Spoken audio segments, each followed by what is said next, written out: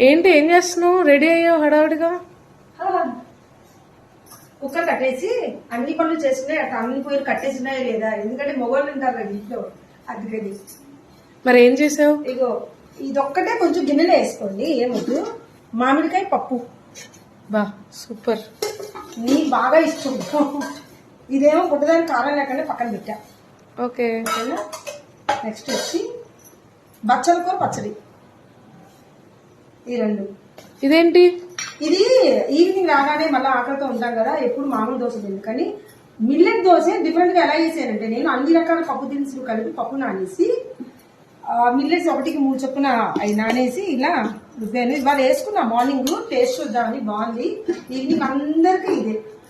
ఇవాళ ఇంతేనండి. నచ్చితే లైక్ చేయండి. కానీ ఆడవాళ్ళం ఎక్కడికి వెళ్ళినా కూడా ముందు పొయ్యిలు అన్ని చూసుకోవాలి, స్విచ్ ఆపేయాలి, లేకపోతే ఆ ఛార్జింగ్ ఎక్కి ఎక్కి ఎక్కి దోమలు